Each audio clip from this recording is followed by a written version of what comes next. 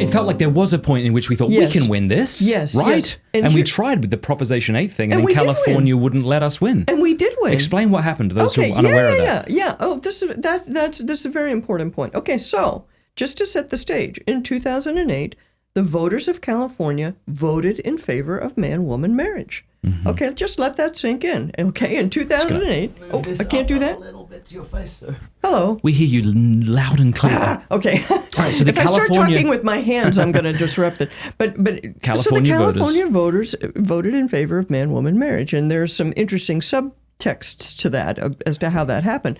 But the fact is, the ruling class would not permit us to win. And at that point, here's the thing that I've learned since 2008 that I didn't know, that I now know very clearly, and that is that there is such a thing as the global ruling class. And the global ruling class loves the sexual revolution. In fact, they're the authors of the whole thing, right? I mean, they invented it, they created it, they promote it. That's what I talk about in The Sexual State. The theme of The Sexual State is it didn't just sweep in, it's not a cultural change, like there's no human agency. See, we got to stop using that language. Cultural change? Like as if it were inevitable. As if it were inevitable. The march of history. No.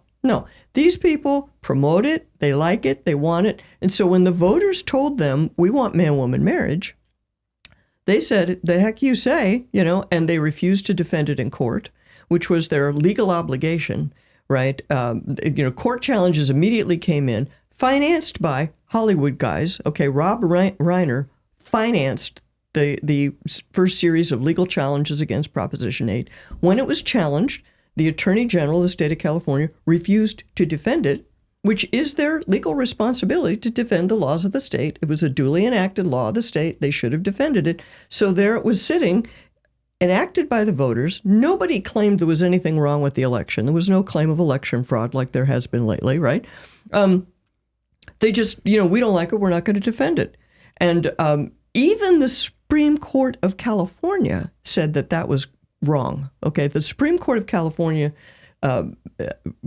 basically sided with us. And here was the issue. This is the legal issue. It's a little bit in the weeds, but it's germane, I think. The people who were opposed to Prop 8 wanted to say that the Prop 8 campaign, did not have standing to defend the thing in court. And if they had succeeded in that, that would mean no one could defend it in court. There was nobody else because the person whose job it was refusing to do it, right? The Attorney General. And so that was litigated. That went to the California Supreme Court. Under California law, do they have standing to be here in court and say, we want to defend the thing? Even the California Supreme Court, which was 100% all in for gay marriage, they saw that was crazy, that would be the end of ballot initiatives. That would be the end of it, because if you're trying to do something that the state doesn't want you to do, and then, one of their little buddies puts up a phony lawsuit or something, you'll lose by default. So it would completely disrupt the whole initiative process, which was at one time the crown jewel of the progressive theory of self-government and so on. You look at the turn of the 19th century into the 20th century, the progressives were very proud of the fact, that they had put things into place so that voters could come forward and fight the ruling class, kind of thing. And I was literally in the courtroom when this was, when the oral arguments took place. And the members of that court, the California Supreme Court, they were, you could feel it. They were disgusted. They were disgusted with the people on their own sides, normally, right? Because the Supreme Court of California had already said that the California Constitution required gay marriage. That's what we were trying to amend. So you knew what they wanted as an outcome, but they saw that as a procedural thing, this would be a disaster, So that was that's part of the story. And it was incidents like that showed me that there is such a thing as a ruling class, right? And the California Supreme Court said we had standing, and so therefore we continued to litigate and so on, and then we took it ended up at the Supreme Court, and as you know, the Supreme Court basically on a technicality allowed Prop 8 to be overturned. So, and I remember seeing the arguments they were using were so vapid and so beside the point, of the things that I thought needed to be discussed. And it just became clear to me that there is a ruling class and they want certain outcomes and they will use their power to get what they want.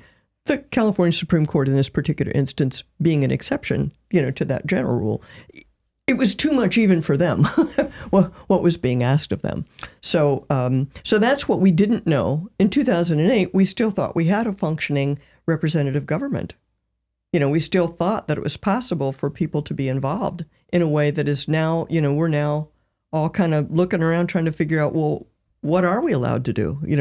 What does make a difference? How can we, actually push back in an effective manner? That's all, in the years since Prop 8, that's all been thrown into question on a number of levels, not just on the sexual stuff, obviously. So today, do we have a functioning representative government? I don't think so. I mean, minimally. We have the forms of it. We have the appearances Vestiges. of it. We have, you could call it the vestiges.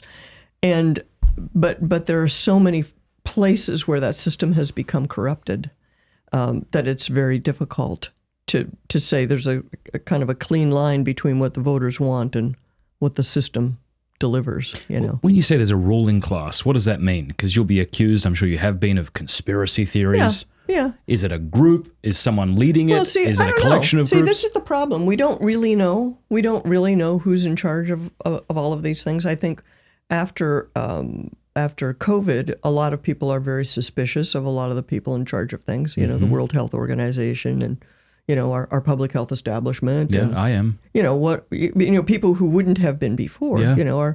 Are concerned about that. As somebody who's been involved in pro-life and pro-family things for a long time, I wasn't surprised by a single thing they did, because these people have been lying to us about the effects of abortion, the effects of contraception. They've been lying to us about this for a long time, right?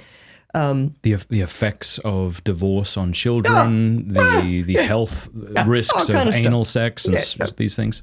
Yeah. They have not been truthful on those issues for a long time. But, to kind of see it so bold in some of the ways that it's now, coming to fruition. The problem is that when things are being done in secret, by definition, you can't have all the facts. We don't have all the facts. But we have enough circumstantial evidence to see, right, that that follow the science is a joke. Follow the science is a tool for shutting people up, I think. Indeed.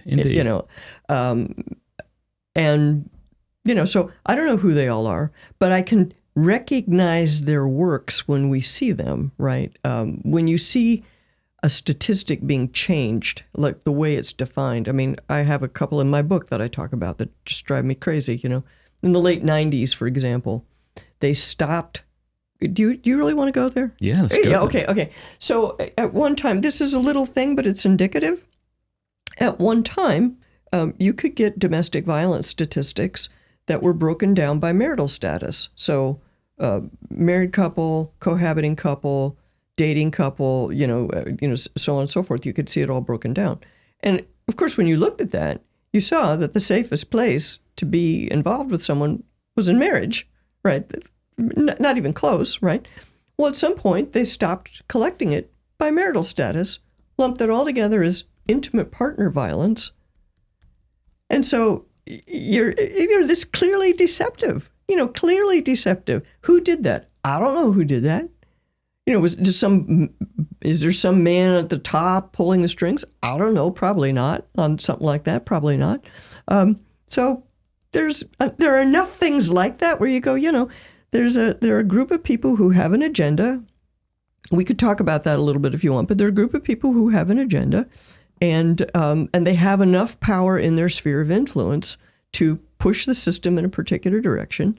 And it's very hard for anybody to resist what they just did, because you can't even figure out what they just did. Absolutely.